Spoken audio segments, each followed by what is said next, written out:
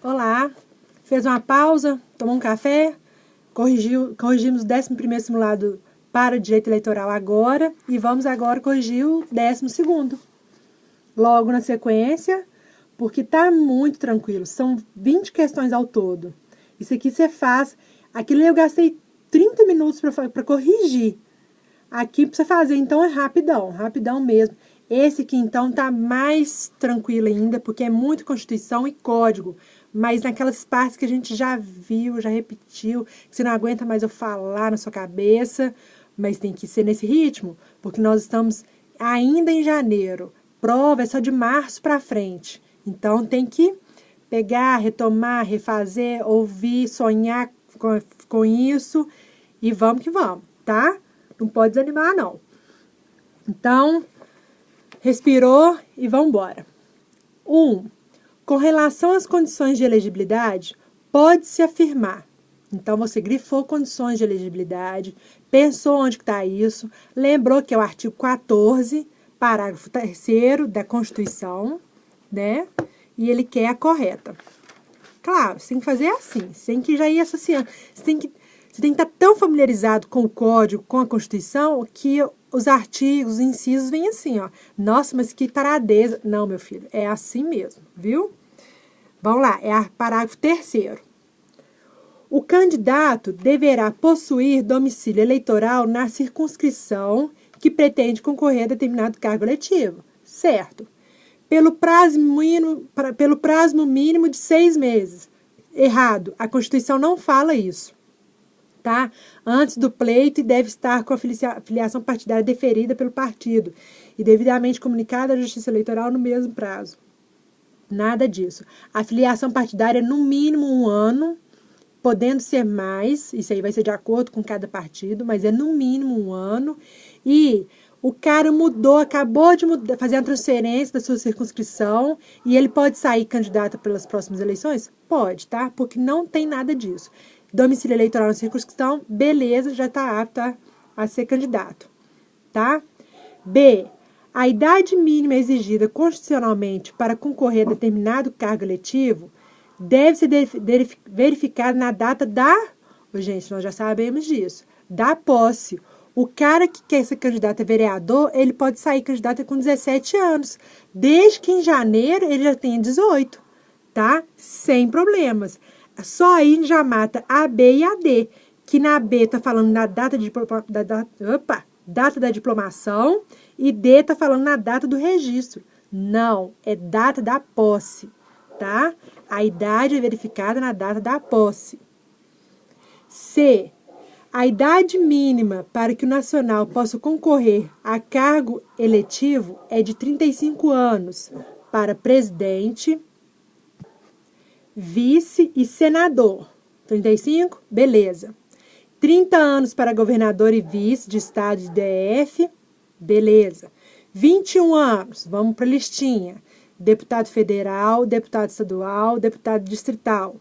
Prefeito, vice e juiz de paz. Beleza. E 18 anos vereador.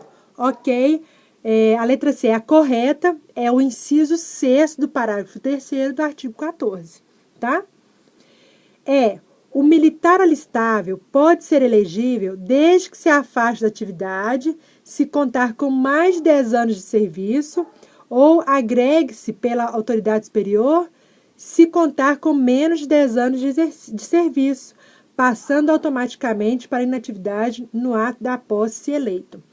Acho que é a primeira vez nesses simulados todos, nesses 12 simulados, que cai uma questão sobre o parágrafo 8º do artigo 14, tá?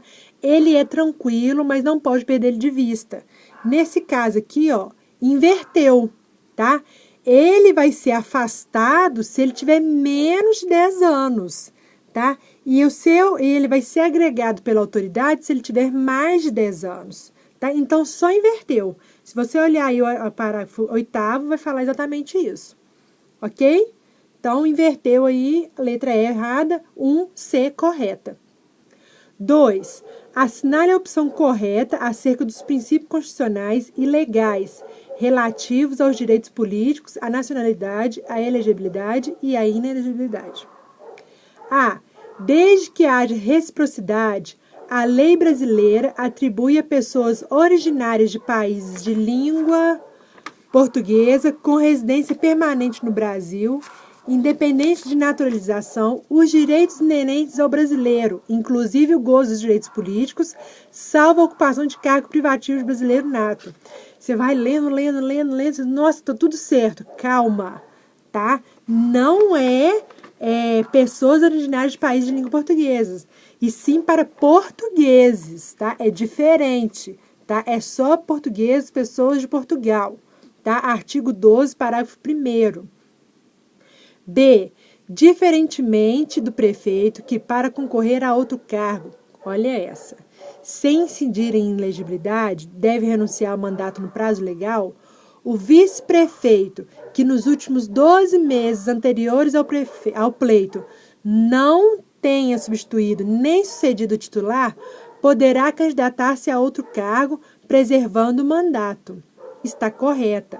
Porque ele pegou o parágrafo 5º e o 6º do 14. Porque fala o seguinte, no parágrafo 5º vai falar que presidente, governador e prefeito e quem os houver sucedido ou substituído no curso do mandato poderão ser reeleitos para o único período subsequente. Aí o 6º, para concorrerem a outros cargos, ou seja, que não aqueles, o presidente, governador e prefeito devem renunciar aos respectivos mandatos até 6 meses antes do pleito, tá?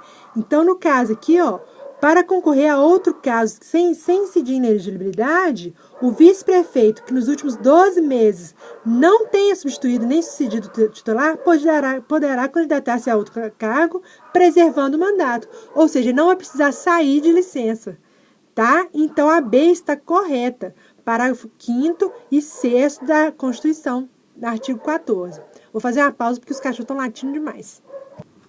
Continuando. Então, assim, entender a B, eu acho que ficou tranquilo, né? Beleza. C. A cassação dos direitos políticos do brasileiro que adquirir outra nacionalidade. Calma. Você já leu cassação, você já viu que a bagaça está errada, né? Por reconhecimento de nacionalidade originária pela lei estrangeira, só ocorrerá após a declaração da perda da nacionalidade brasileira por sentença judicial transitada em julgado. Tá, você já viu que não tem cassação. Artigo 15, Constituição Federal. Ridículo essa, né? Beleza.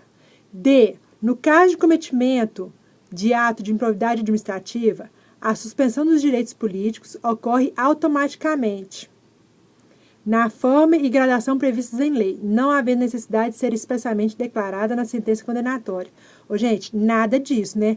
No caso de cometimento de ato de improbidade, a suspensão dos direitos políticos ocorre automaticamente? Não. Corta esse automaticamente aí, não havendo necessidade de ser expressamente declarada. Claro que tem que ser, né, gente? Não tem nada assim...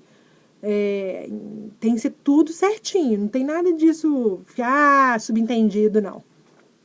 Vamos lá. Considere que tenha sido declarada a dissolução do vínculo conjugal de João com Márcia. O que eu falei no último shot do 11º simulado? Sempre tem pelo menos uma, né? Nem que seja só uma alternativa. Não precisa nem ser uma questão. Tem uma alternativa sobre isso. Então, João com Márcia, prefeita de um município brasileiro, no curso do mandato da prefeita. Nesse caso, João não seria inelegível para o cargo de vereador em município criado por desmembramento do município em que Márcia é prefeita. Olha, essa alternativa, ela trouxe uma novidade aí, que é esse município criado por desmembramento do município que a mulher é prefeita. Dá até um friozinho na barriga, mas pode ir com fé.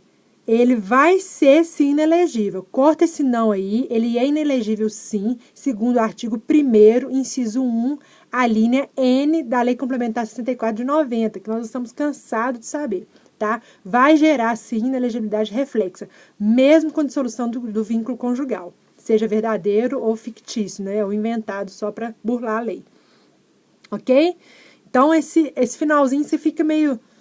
tá esquisito, mas não pode, vai gerar inelegibilidade, sim, do cara naquela circunscrição. 3.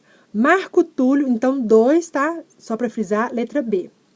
Marco Túlio da Silva, vice-prefeito da cidade de Campo das Flores, que até hoje sempre se manteve nessa função, pretende se candidatar a vereador nas próximas eleições.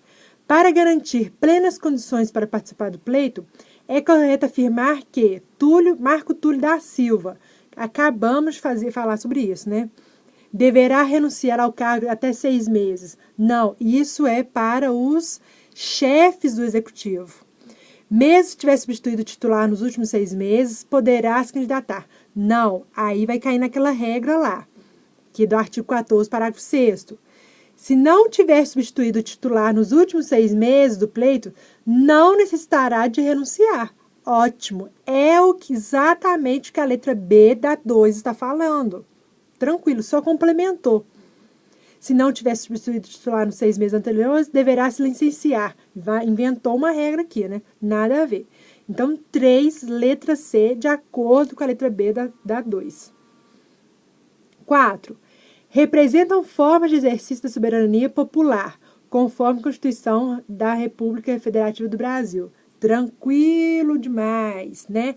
Onde que está isso? Artigo 14.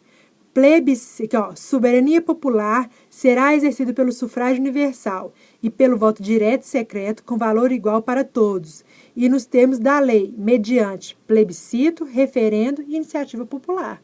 Isso aí você já sabe de cor, tá? Então, referendo e iniciativa popular, ok. Referendo e voto aberto, corta o voto aberto. Então, você já eliminou aí, B, só também, né? Só a B. Porque a 2 está errada. 3, plebiscito e referendo, ok. 4, sufrágio e voto indireto, não. Voto direto, tá? Então, eliminou a 4, sobrou a letra A. 1 e 3, que são as corretas. Tá? Então, aqui, voto direto e secreto com igual valor para todos. 5. Para se eleger prefeito de qualquer município brasileiro, deve o cidadão possuir idade mínima de... Qual que é a idade, gente? Beleza, vocês já sabem, né? 21 anos, tá? Artigo 14, parágrafo 3º, inciso 6º da Constituição Federal. 6, Cleópatra, atual esposa de Marco Túlio, em segunda núpcias deste, claro, né? Porque, né? Pretende se candidatar a prefeito de Rio Bonito. Marco Túlio é o atual prefeito e se encontra em seu 2º mandato. Então, meu filho, já era. Neste caso, Cleópatra é inelegível, segundo o artigo 14, parágrafo 7º da Constituição. Tá? Então, você já cortou A e B, que está falando que ela é elegível. Não, ela é inelegível por causa da inelegibilidade reflexa. Tá? E está falando aqui, sendo hipótese de inelegibilidade reflexa. Respondi, letra D, tá? 6, letra D. Visto que Marco Túlio não se afastou do cargo. Nada a ver. Ele teria que se afastar do cargo para concorrer a outros cargos. Ok? 7. Mônica, brasileira, aí se grifou brasileira, casada, com 21 anos de idade, estudante de direito, não tem nada a ver. Está envolvida com os problemas políticos do país, participando da comissão de acadêmicos da faculdade Lei, sendo filiada ao partido político ABC. Mônica, com incentivo de seus colegas universitários, decide se candidatar para as próximas eleições. Mônica, preenchendo todas as condições constitucionais de elegibilidade, poderá candidatar-se ao cargo de... se ela tem 21, ela pode ser prefeita, vice, deputado federal, distrital e estadual e juiz de paz. Tá? Tudo isso aí, Letra A. A letra A só ficou faltando o juiz de paz, mas como é caso de eleição, que ela quer ser candidata, então não ia aparecer. Mas fora isso, tá tudo certo. Na letra D, tá falando de governador e vice, é 30 anos, presidente, vice e senador, 35. Artigo 14, parágrafo 3º, inciso 6º. 8. Recentemente, o Supremo Tribunal Federal decidiu pela não aplicação da lei da ficha limpa. Nossa, muito tranquilo. Isso aí você sabe demais. Referente aos candidatos considerados fichas sujas e que foram eleitos no processo eleitoral de 2010. Não obstante tratar-se de decisão judicial recente, qual seria o principal embasamento jurídico para impedir a aplicação da Lei Complementar 135/2010 nas eleições para presidente federal e estadual de 2010. Vamos supor que você não leu a respeito, não está sabendo disso. Calma, calma. Olha só, se o processo eleitoral está se referindo ao processo eleitoral de 2010, de quando que é a lei complementar? 2010 é o mesmo ano. Pode? Não pode. Por que não pode? Segundo o artigo 16 da Constituição, que vai falar sobre a anterioridade anual da lei eleitoral, tá? A lei que alterar o processo eleitoral entrará em vigor na data da sua publicação, não se aplicando a eleição que ocorra até um ano da data de sua vigência. Então, ela tem que fazer um ano de aniversário, um ano de vigência, porque ela entra em vigência na data da publicação. Depois que ela está com um aninho, aí ela entra em vigor, aí ela começa a valer para as próximas eleições, tá? Então, você tem que lembrar disso. Ah, mas eu não estou lembrada desse negócio do STF. Calma, é só se lembrar do artigo 16 e analisar o processo eleitoral de 2010. E quando que é a lei complementar? 2010, está escrito aí, ó. Então, ó, D, ofensa ao princípio, então aqui, ó, para impedir a aplicação da lei complementar. Qual seria o principal embasamento jurídico? Ofensa ao princípio da anterioridade eleitoral disposto no artigo 16 da Constituição Federal. Simples e tranquilo, tá? Letra D, 8, letra D. 9. João da Silva, eleitor devidamente registrado, teve seus direitos políticos suspensos em virtude de improbidade administrativa e cumpriu integralmente a pena determinada pelo Poder Judiciário. Ótimo, que bom, hein, João? Nos casos de perda ou suspensão dos direitos políticos, tem um shot só sobre isso, só sobre o artigo 15, tá? Dá uma olhada lá, quem não viu.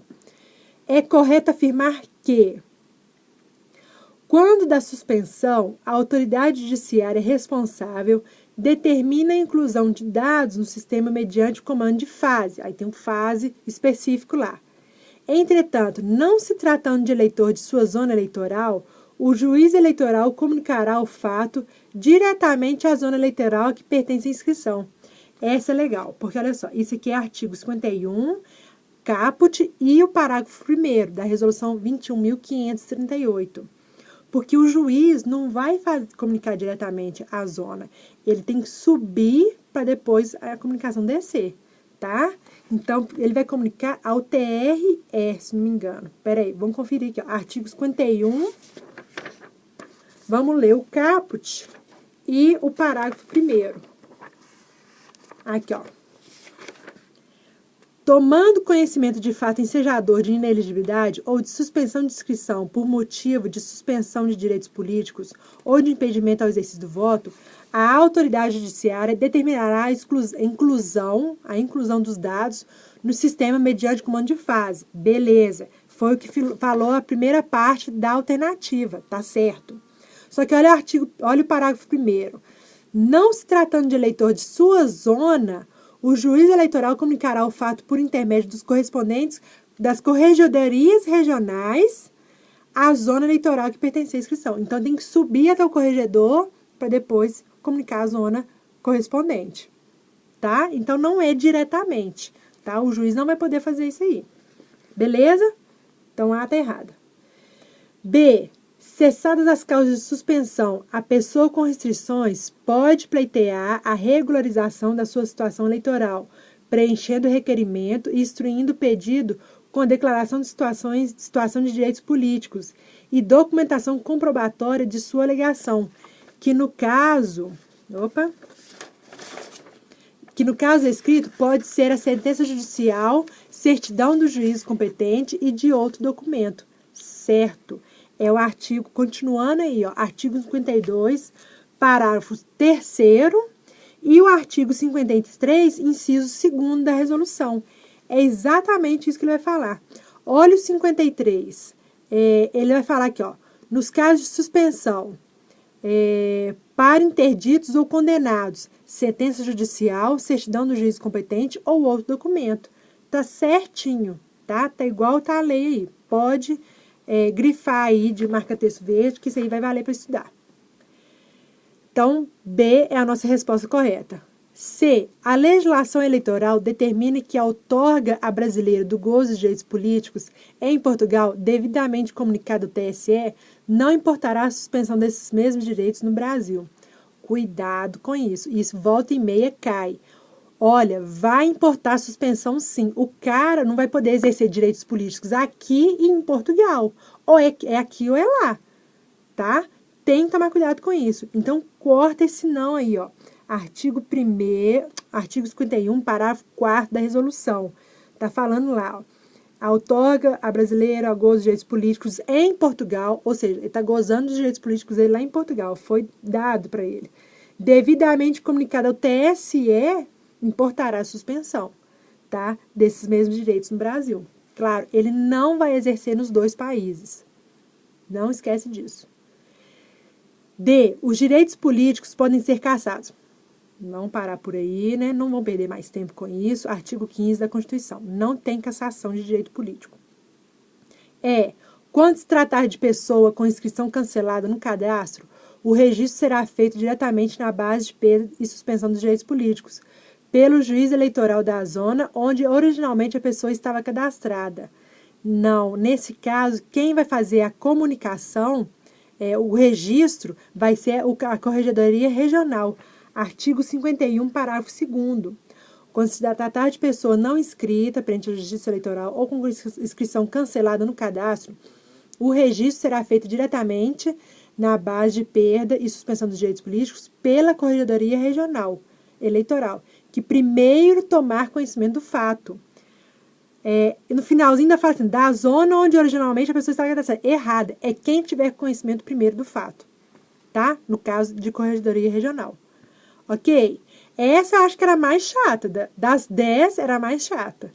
Tá? Mas mesmo assim, né, dá para eliminar algumas aqui. Dá para acertar elas sim. Beleza. 10. Analise as dissertativas abaixo e assinale a alternativa que sobre elas contém o devido julgamento.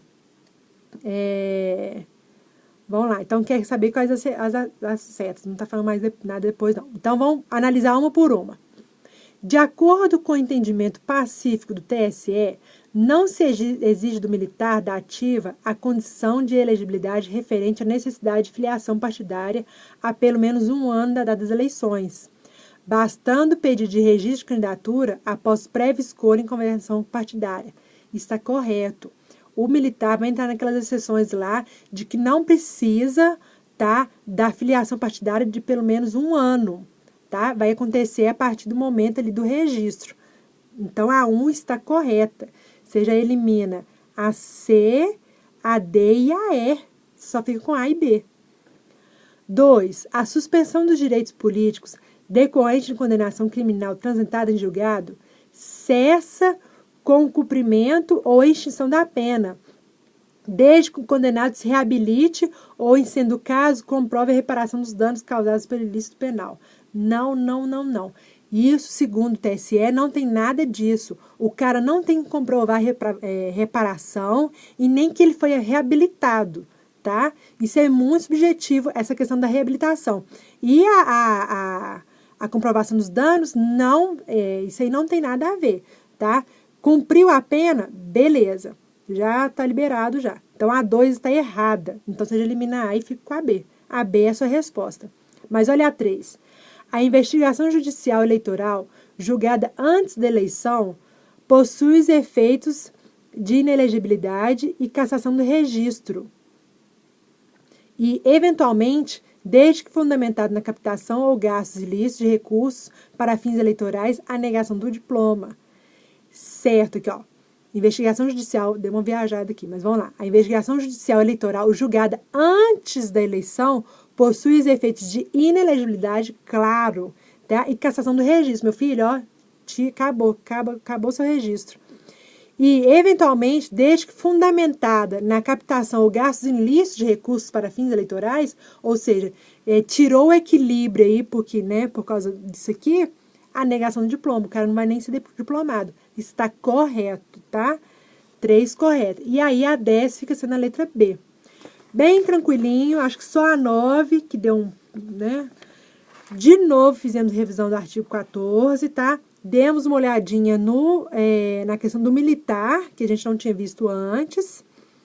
Fora isso, olhamos um pouquinho ali o artigo 51, 52 e 53 da resolução. Foi o que eu falei no shot anterior. Esse finalzinho tem que ler. Não adianta ficar lendo só alistamento eleitoral, transferência, título de eleitor na resolução, não. Tem que ler tudo, tá? Para poder ficar tranquilo no caso que é uma questão dessa. Tranquilo. Direito eleitoral, acho que a gente vai dar uma pausa e vamos cair agora em direito administrativo. Beleza? Um abraço e até mais.